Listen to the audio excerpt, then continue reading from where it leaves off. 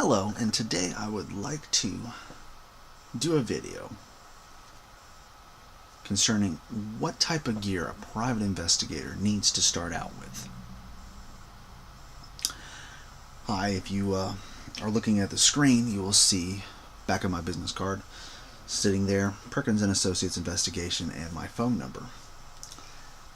I'm not going to show my face as to the fact of if you were to do a little bit of research, possibly track down, you might know who I am and why I'm sitting down the street from your house at any given time, or why I'm looking for you. The gear a private investigator needs to start out with is, from my own personal experience, from what I've read, from what I'm talking to people, very limited. It is actually, as I look around my office, the gear that I bought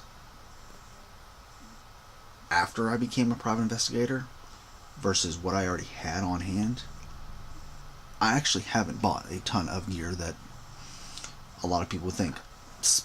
There's cool gadgets out there, spy pins, spy watches, spy key fobs, hidden cameras that do this, devices that do that.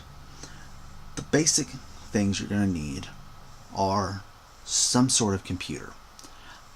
I would advise it to be a fully functioning computer, but if you have a Chromebook or something like that, you can make it work.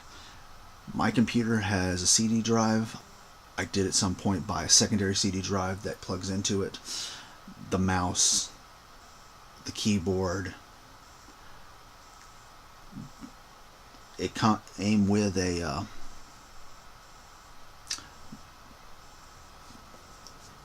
camera inside the screen of the computer, so I don't need a camera to make conference calls that way. I did at some point, don't remember exactly, I decided I needed a printer. $30 later, I had myself a printer. Under $40 if you add the paper into it. That was something I definitely needed, but I will say most homes actually have, and if you don't have one, it's not that big of an expense. Could I use a more sophisticated one? Yes. You're going to need a way to get around town, whether that be by bus. I've heard rumors of a private investigator who lost their driving privileges for whatever reason. This, from what I understand, was in a different country, but they use mass transit to get themselves around to do their job. But I would advise, unless you are on a bike, utilizing some type of vehicle. I will say a smartphone is extremely important these days. I can access almost every one of my sources that I access on my computer from my smartphone. Is it as easy to operate? It is not. However, when you're out in the field, it's easier to whip out that cell phone sometimes than it is to get a hold of a full-size computer.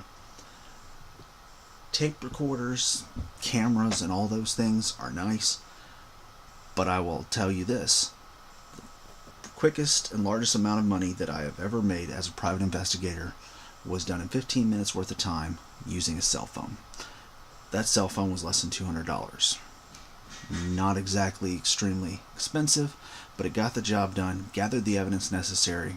I did have to return home, type up the report, print it out, sign it, rescan it back in.